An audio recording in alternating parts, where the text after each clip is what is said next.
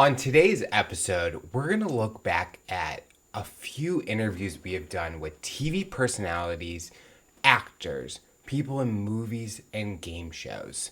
We're going to talk about what was that experience like for them.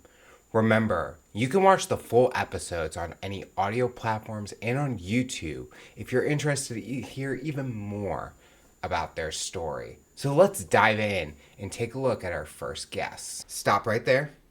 Make sure you hit that subscribe button. You don't want to miss out on all future content. Make sure you also follow on all our social media platforms. You'll see even personalized content on there. Hopefully you enjoy. Stay tuned for more on this episode. Does the Red Jaguars, the Shrine of the Silver Monkey, ring a bell? Olmec's Temple? Well, let's start with Kirk Fogg from Legends of the Hidden Temple. Kirk talks about his story on how he got onto the show and what was that experience like for him. Remember, you can watch the full episode in the description below, and let's hear the story of Kirk Fogg. Uh, I thought it was extremely hard to understand. When they brought me out there, they did not know the show. They had not done a pilot.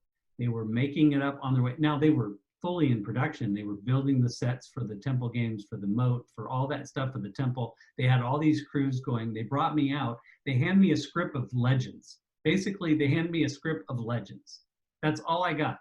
I'm like, so how do you do the game show with the legend? I'm like, I didn't really understand how this thing was going to do, how this thing was going to play out. And we were so late getting it up that there wasn't really any time to understand what is the mode about? And like, what exactly did they do? And oh, the legend doesn't play into that. Okay, but then it does play into the steps of knowledge. And you're just trying to figure it out. And nobody really was so busy, nobody really had time to explain it to me. And I was really a fish out of water. I was way over my, it was way above my pay grade.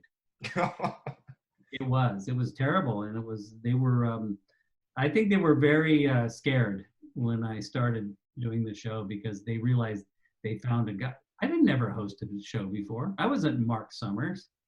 I was a guy who just done commercials and they brought me in to do this show. And I thought this was probably the hardest show that was ever put on Nickelodeon. And so the one good thing they did was they gave me a bunch of tapes of a previous show they had done with a guy named I forget the name of who it was, but he had done a number of their game shows. And he was really good. And they gave me a bunch of tapes and I go, oh, okay, I can see his energy. He was kind of like me a little bit. He was a little different, but he had the energy and it was go, moving forward, moving forward, moving forward. There's no looking back. It's moving forward. And I just watched that. And I came out after watching those and I was a little bit better. But they were still worried about. First season, I don't know if I had focus. It was like a dream. The first season was so surreal, and to be honest with you, I was completely insecure. The first season, I really was above my pay grade. I was really fish out of water. I was very insecure. I really didn't think they were going to have me back the next year. And I didn't really care because I was so exhausted after the first season. And I realized, oh, I'm not getting enough money for this. But I got home and they were talking about whether or not, they didn't know if they were going to bring me back or not. And I seriously said, I don't care. I said, this was really hard and I don't think I'm being set up for success. So I wrote a list of things that I needed. And it probably looked like a prima donna doing it, but I wrote a list. And I went in for an interview, another scoop here. I went in for an interview they were going to talk to me about re-upping. And they were like saying, you've got to be better. It was sort of like that kind of a conversation. And I was like, I agree. I think you're absolutely right. I do need to be better. And I said, I have a list of things that I think can make me better. So I wrote down stuff. And one of them was, please give me an assistant that stays by my side that keeps me informed of everything that's going on in the show, because we're doing 5 shows concurrently. So I need to know how this all works continuity-wise, so I can wrap and I can extemporaneously speak about things that are happening, not just because, I go to to the Temple games, and then I have no clue what they did. They'd come up to me and go, so in the moat they fell and they were like the last person to cross, or something like that. Or in the Temple games, they were the last person to do that. So I was able to kind of weave those things in. Plus, they would also keep score during the Temple games and send me and put up a little flashcard saying that team won or something like that, and they would show the score. So that was a lot of my stopping during the first season. I had to stop. I go, I don't know what the score is. I don't know how this game's ending. I don't know what's happening. So I had somebody helping me with that. That was really helpful. Plus, we got a really good director. The second season, he was a MTV director, and he ended up going on to do a lot of the like the Emmys and Academy Awards and stuff like that. He was so good. And I talked to him. This was one of those things where I was scared to death that season. I thought everybody hated me going into that second season. I'm like, okay, whatever, I'm here. And I went right to him. I got off the airplane, got to the set, I went right to him and I said, let me tell you something. Here's what I think you've been probably hearing about me. And I said, this, and that. I go, so here's what I think, blah, blah, blah, blah, blah. And he goes, dude, you and I are gonna have a great season. Well, I think that's kind of what we were talking about is that, again, I sort of the theme of, kind of in the fourth quarter, I'm always kind of down. I'm always, it seemed, my brother, he said this to me one time. He says, he goes, when you do something, he goes, you really struggle. And he goes, and you really have a hard time doing it. But once you get it, he goes, man, you never forget it. And you're like, it's locked in, but it's really trouble getting there. And that's for me. And I think just because I get insecure, I think about the audience too much. And I get worried about that. I worry about my audience, and it's usually I have to get kicked in the head usually, and it would happen in football too. I'd be in a football game and I'd be I'd be kind of not really fully involved, and somebody would hit me really hard, and all of a sudden I get pissed. Now I'm pissed, and now I'm out of my mind. Next, we go all the way out to Bondi Beach with Hoppo, but you may also know him as Bruce Hopkins. Hoppo is the chief lifeguard on Bondi Rescue, which this show has taken over internationally. Follows the path of the lifeguards on Bondi Beach. And Bruce talks about his story on how the show was created and what it basically did to the culture of lifeguards. Remember, you can listen to the full episode with Bruce in the description below, and let's hear the story of Hoppo. Full time and put everything into one basket. It's so fickle of a business, radio. You could be 1 minute you're on top, next minute you're out the door. So it's a bit more stable being a lifeguard. And then along comes Bondi Rescue with the TV show, and so I'm being lucky that I've got a bit of best of both worlds now, and lifeguard, but plus you get a profile also with the TV show, which goes internationally, and it's something that we probably didn't think was going to happen when I started as a lifeguard anyway. It was always known as a job you did before you went and got a real job. And here I am 30 years later, I'm still there. Yeah, look, I mean, it's funny. Bondi Rescue came about. Ben Davies was the creator. He came on and he was in TV as a producer, but he's a local Bondi guy. And he came on to be a lifeguard the summer before. And he just wanted to be a casual because there wasn't much TV work over that summer period. So he thought, I'll come on and be a casual lifeguard. And we put him on. And at the end of that year, he came to me and said, I think there's a TV show in what we do as lifeguards. Mm-hmm. And I said, I think I laughed at him and said, mate, how the hell would I know, And he said, well, let me have a look. And he went away and came back and said, let's do a little pilot, which was about a 5-minute little pilot program. And then that got pitched to all the networks. And Channel 10 picked it up originally, but it was only ever going to be an hour special. That's all it was ever going to be. And what happened was, all this footage kept coming back. And I was there one day and we had a resuscitation of this Takehiro, which is a Japanese guy who dropped dead on the shore break. and the cameras were there, and we captured him from the time we ran in doing the resus. We got him back, even to the stage, which is very rare, that we shocked him 3 times, and he came back to where he was speaking to us, which normally they're still unconscious when they leave the beach after a major heart attack.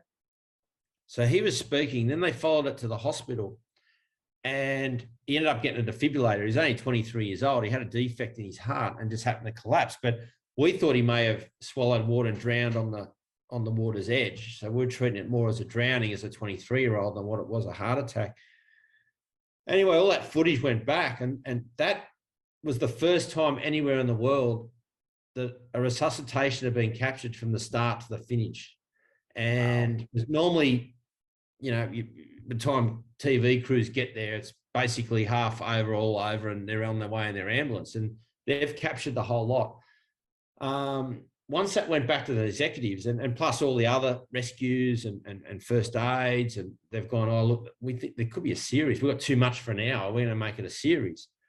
So it went to a series, and then the rest is history. And that resuscitation was being played at every training all around the world. It pops up, and people contact me and said, oh, I just saw you doing we just got trained, and that video, they showed us that video, and which is about 17 years ago now. So, and the funny thing is, resuscitation has changed a bit to what, it was a lot slower back then. The compressions to now is a lot faster. So it's probably a little bit out of date now. But they still show it here and there, and they show now the other resuscitations we've done. But I think all that's what then put it on the map. And we're probably a bit hesitant on how they were going to portray us on TV as well. But it's always been done in a good way, and we get to see the rough cut before it goes to air, and they touch it up ready for the final product. So we've got a little bit of control over that as well. But I'm a believer that everything we do, even mistakes we make, should go on. So it shows that we're not perfect, and we need to show the good with the bad. So. And where we can improve, but it's been a nice ride though. Come on down. You're the next contestant on The Price is Right, is the famous line of our next guest, George Gray. George and I actually have a little bit of common thread when it comes to each other's stories, with us growing up in Missouri. But George in this clip talks about the impact and the opportunities he got to be in the TV industry. We talk about Price is Right and The Weakest Link. So sit back and enjoy the interview with George Gray. But remember, you can listen to the full episode in the description below. NBC noticed me, and I was on their radar when they were looking for a host for Weakest Link, and I booked that. And that was a stepping stone.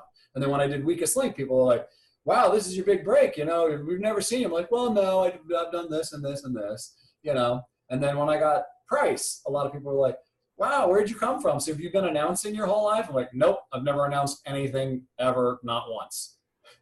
I don't do voiceovers. I'm not an announcer.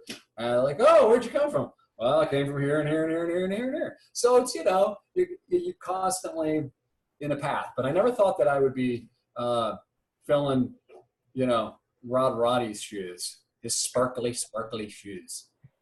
Yeah, a lot of times the hardest part when I was doing Weakest Link was not burst out laughing.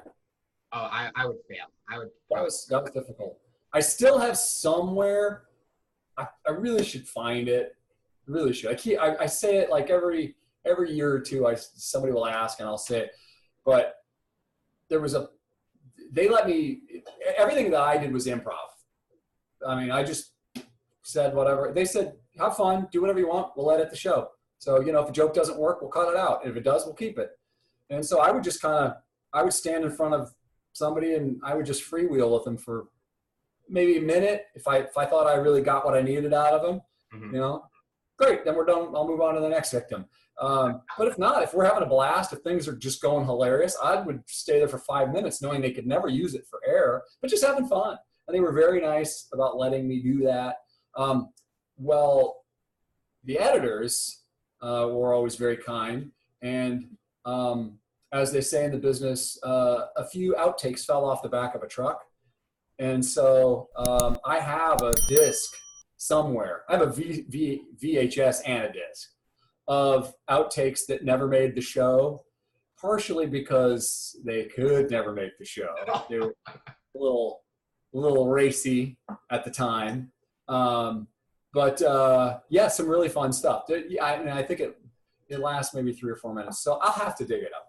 The executive producer at the time, he has since left. He now is overseeing 2 little shows called Jeopardy and Wheel of Fortune. 2 minor shows nowadays. Tiny little shows. His name is Mike Richards. And when Drew Carey came on to Price, Mike shepherded the whole show and was about, how do you keep it being the same show that everybody knows and loves, but how do you move it forward, keep it fresh, get, a whole new generation watching.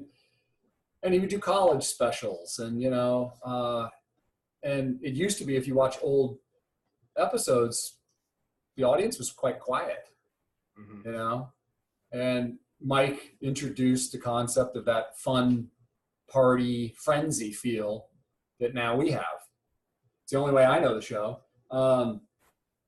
So we came up in the business together. We were both doing hosting work. And another guy named Bob Oshak. Bob Oshak, Mike Richards, and myself were the first, not the only 3 clients, but we all came on at the same time at William Morris under a guy named Chris Newman, our agent. And he believed in all of us, and he would put us out for jobs, but we were all kind of different. Bob was kind of a David Letterman sort of character. And Mike Richards was a Dick Clark sort of character. And then I was just an idiot.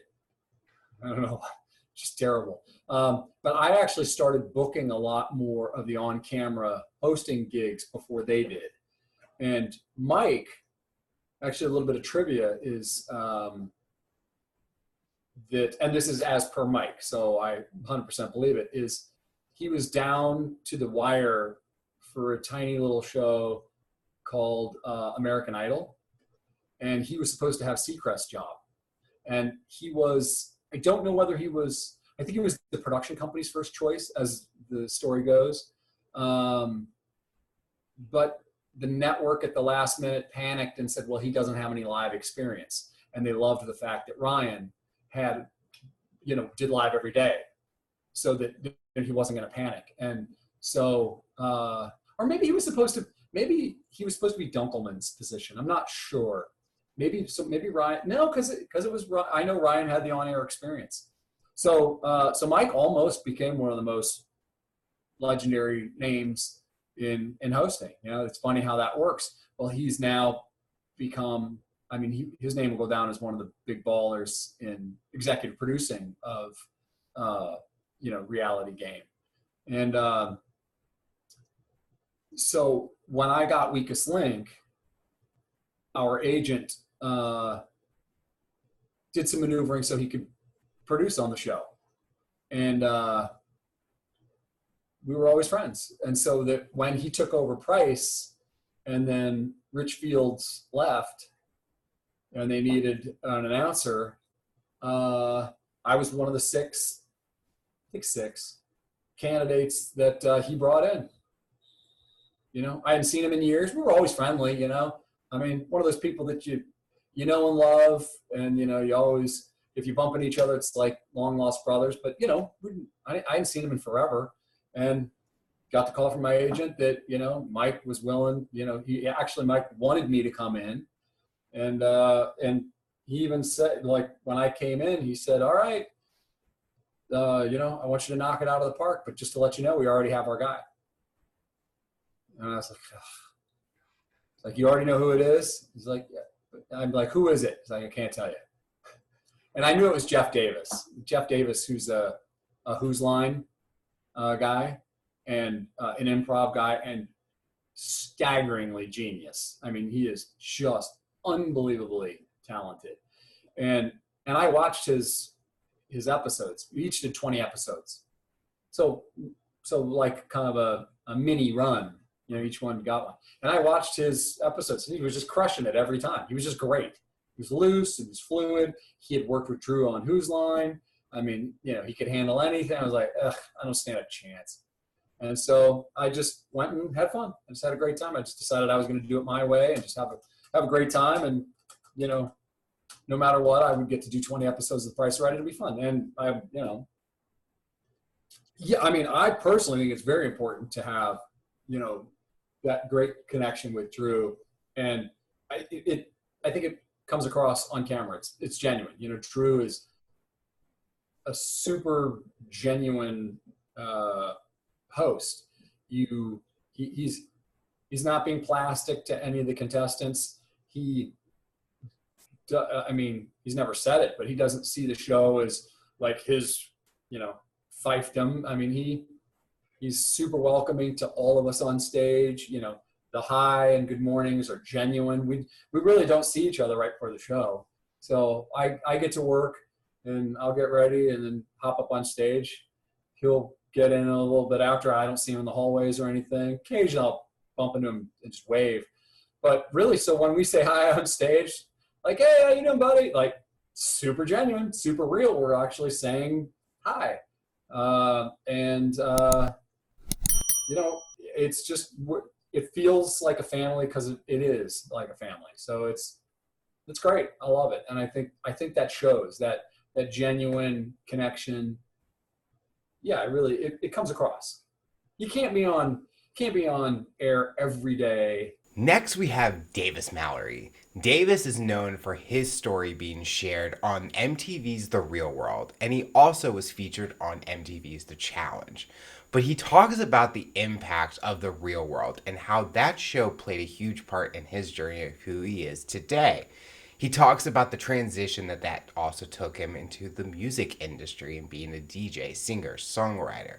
But Davis talks more about being on TV and the impact it's had. Remember, you can listen to the full episode in the description below, and make sure you listen to the full episode of Davis. Enjoy. I watched The Real World a lot during my high school years and really thought maybe it'd be cool to be on that show. I saw those big personalities and those pretty people and wanted to be one of them. I tried out in college, like my final year of college. So my first job after college was The Real World, technically. Like I graduated college, and then 2 weeks later, I started filming.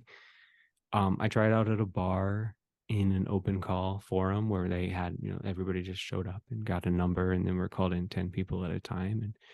And I don't think at first the casting director really knew what to do with me, so he didn't greatly show interest in me, but they made me fill out a pamphlet that he told me would take about an hour to fill out. And I think reading through my answers, he found some comedy in what I wrote and called me back for a second day of interviews.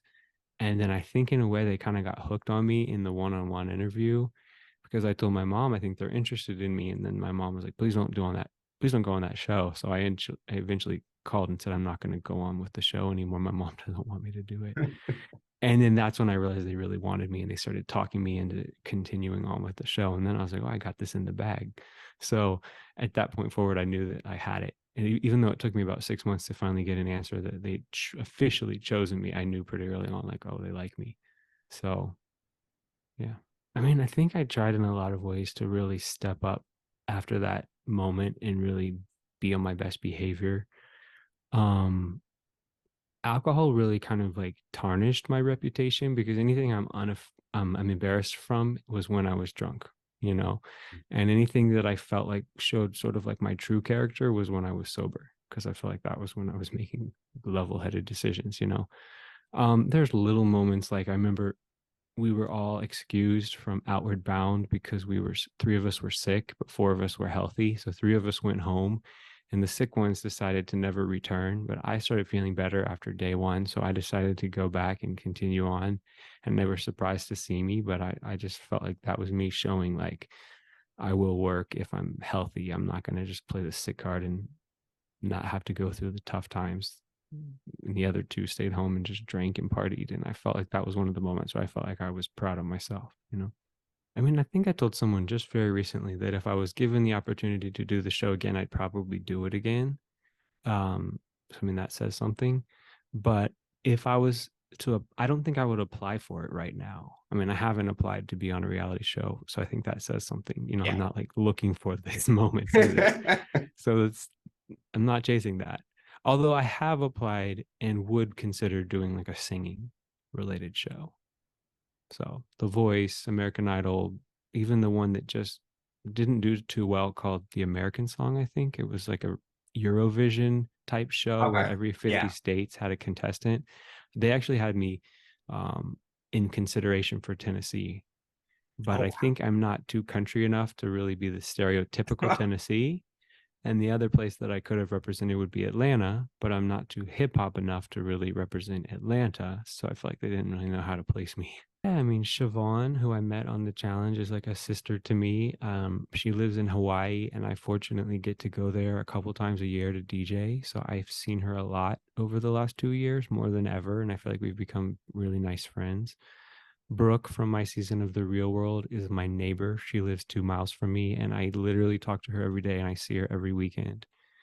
And Tyree and I are like better friends than any of the other guys. Like my stepbrother died and he text messaged me yesterday to say sorry about it. And like he of all the guys is my closest friend. And it's funny, we got in a fight and you would think probably the opposite, but of all the guys, he and I are like most in touch with each other. So and there's other people through the years like Tori, she married Brad. She's a close friend of mine. She used to live in Nashville and I would see her really often, but she moved to North Carolina, so I don't get to see her as often.